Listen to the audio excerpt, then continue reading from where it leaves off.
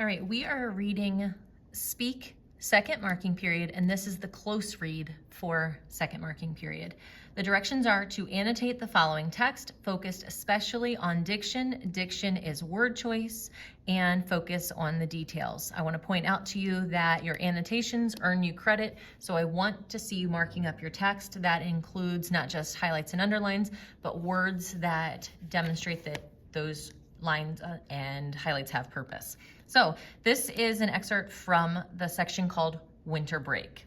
I almost tell them right then and there. Tears flood my eyes. They notice. I've been trying to draw. They noticed.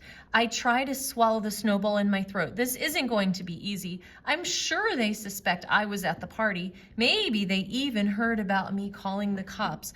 But I want to tell them everything as we sit by our plastic Christmas tree while Rudolph the Red-Nosed Reindeer video plays. So what do I notice? What words and what details do I notice from this? So I notice that she is feeling emotional. Tears fall from her eyes, or in her eyes. There we go. They notice she is glad or feeling emotional that her parents are noticed. And that's important to emphasize who this they is, her parents. Throughout this, it seems like they noticed. She is really emphatic about she can't believe that they are paying attention to her. They're paying attention. Throughout the text up until this point, it doesn't seem like she feels like they've paid any attention to her. I'm sure they suspect I was at the party. They even heard about me calling the cops. I want to tell them everything as we sit there by our plastic Christmas tree while Rudolph the Red-Nosed Reindeer video plays. So this looks to me, the Rudolph the Red-Nosed Reindeer, this is more to do with tradition, with being young. So maybe it's something that they've always done, even when she was a little girl. So she's sitting there doing with her parents what they've always done. Maybe this comes more out of routine and practice rather than a tradition that they love and embrace. So continue going on. I wipe my tears. So again, there's the tears, or I wipe my eyes because of the tears.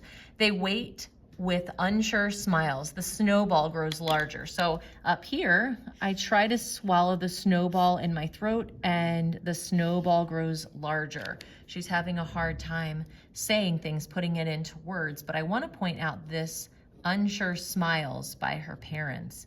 They really don't know her. They aren't sure how to react. They don't know what's wrong with her. She feels like, oh, they probably already know, and they don't seem to really right now know what's going on. When I snuck home that night, they weren't in the house. Both cars were gone. I was supposed to have been at Rachel's all night long. They weren't expecting me, that's for sure.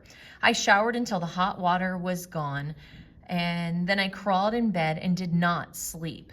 Mom pulled in around 2 a.m., Dad just before sunup. They had not been together. So this is another important thing too. Her parents had not been together.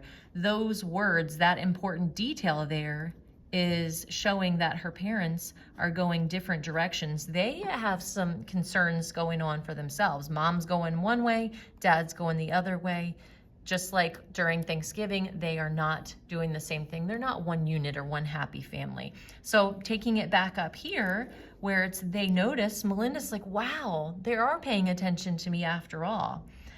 So what had they been doing? I thought I knew. How can I talk to them about that night? How can I start? So she has all these questions for how can I let them know how I'm feeling and what's going on, because she doesn't feel any connection to her parents. So let's continue to that third and final paragraph. Rudolph sets out on the ice floe. I'm independent, he declares. So independent means Rudolph is able to do things for himself. Dad looks at his watch. So Dad's distracted and paying attention to something else. Mom stuffs the wrapping paper into a garbage bag. So she's cleaning up. She's not even thinking about what's going on in front of her anymore. There's my garbage bag. They leave the room. So her parents just left. If you take that back to the I'm independent, just like Melinda, she is independent because her parents just left the room on Christmas.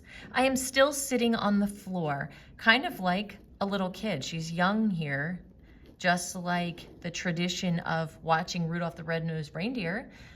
They're doing everything out of routine and necessity here, but she's left holding the paper and charcoals. I didn't even say thank you. So there's this awkward silence that happens at the end because her parents just up and left for Christmas, just like her mom up and left for Thanksgiving.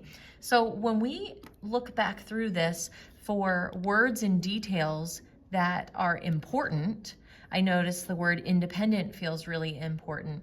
The snowball is growing. She's having trouble speaking. She has tears and she's feeling upset, and her parents are finally noticing, but then they have some unsure smiles. They don't know what to think, and she recognizes that they had not been together that night, and here they are at the end where they're both leaving and going different directions. So what are the most important words and details in this excerpt? So you want to make a claim. You want to explain what the words mean based on your claim. Whatever words that you're saying are important, what do they mean and why are they important? And then what does it all mean? Sorry, there we go. Tie it all together. What does it all mean? So what do the individual words mean? Why are they important? And what does it all mean in the big picture? You have the whole rest of the class to work on this. You may do it on other paper. Just make sure your name is on it.